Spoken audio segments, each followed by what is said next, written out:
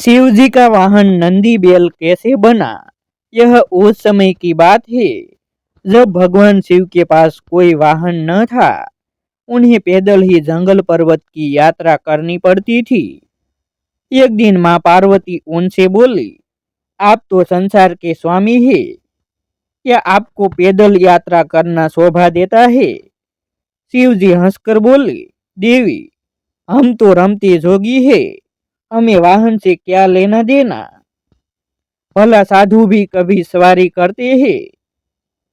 पार्वती ने आंखों में आंसू भरकर कहा, जब आप शरीर पर भस्म लगाकर, बालों की जटा बनाकर, नंगे पांव कांटों भरे पथ पर चलते हैं तो मुझे बहुत दुख होता है। शिव जी ने उन्हें बार बार समझाया, परंतु वह जिद पर अड़ी रही। बिना किसी सुविधा के जंगल में रहना पार्वती को स्वीकार था, परंतु वह शिव जी के लिए सवारी चाहती थी। अब भोले भंडारी चिंतित हुए, भला वाहन किसे बनाए? उन्होंने देवताओं को बुलवावा भेजा। नारद मुनि ने सभी देवों तक उनका संदेश पहुंचाया। सभी देवता घबरा गए, कहीं हमारे वाहन न ले ले। सभी कोई न कोई बहाना बनाकर अपने अपने महलों में बैठे रहे। पार्वती उदास थी। शिव जी ने देखा कि कोई देवता नहीं पहुंचा। उन्होंने एक हुंकार लगाई तो जंगल के सभी जंगली जानवर आ पहुंचे। शिव जी ने उनसे कहा, तुम्हारी माँ पार्वती चाहती है कि मेरे पास कोई वाहन होना चाहिए। बोलो, कौन बनेगा मेरा वाहन? सभी जानवर खुशी से झूम उठे। छोटा सा खरगोश कूदकर आगे बढ़ा, भगवान, मुझे अपना वाहन बना ले, मैं बहुत मुलायम हूँ। सभी खिलखिलाकर हंस पड़े। शेर गरज कर बोला, मूर्ख खरगोश, मेरे होते तेरी जरूरत कैसे हुई? सामने आकर बोलने की। बेचारा खरगोश चुपचाप कोने में बैठकर गाजर खाने लगा। शेर हाथ जोड़कर बोला, प्रभु, मैं जंगल का राजा हूँ, शक्ति में मेरा कोई सामना नहीं कर सकता, मुझे अपनी सवारी बना ले।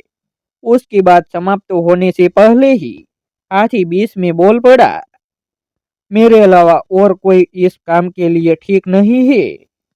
मैं गर्मी के मौसम में अपनी सूंड में पानी भरकर महादेव को नहलाऊंगा। जंगली सुअर कौन सा कम था, अपनी थूथन हिलाते हुए कहने लगा, शिवजी, मुझे सवारी बना लो, मैं साफ सुथरा रहने की कोशिश करूंगा। कहकर वह अपने शरीर की कीचड़ चाटने लगा। कस्तूरी हिरण ने नाक पर हाथ रखा और बोला, शी, कितनी गंदी बदबू आ रही है, चल भाग यहाँ से। मेरी पीठ पर शिवजी सवारी करेंगे। उसी तरह सभी जानवर अपना अपना दावा जताने लगे। शिवजी ने सबको शांत कराया और बोले, कुछ ही दिनों बाद मैं सब जानवरों से एक चीज मांगूंगा, जो मुझे वह ला दे वही मेरा वाहन होगा। नंदी बैल भी वहां खड़ा था। उस दिन के बाद से वह छिप छिप कर शिव पार्वती की बातें सुनने लगा। घंटों भूखे प्यासे की परवाह किए बिना वह छिपा रहता। एक दिन उसे पता चल गया कि शिव जी बरसात के मौसम में सूखी लकड़ियां मांगेंगे। उसने पहले ही सारी तैयारी कर ली। बरसात का मौसम आया, सारा जंगल पानी से भर गया। ऐसे में शिव जी ने सूखी लकड़ियों की मांग की तो सभी जानवर एक दूसरे का मुंह ताकने लगे। बैल गया और बहुत सी लकड़ियों के गट्ठर ले आया।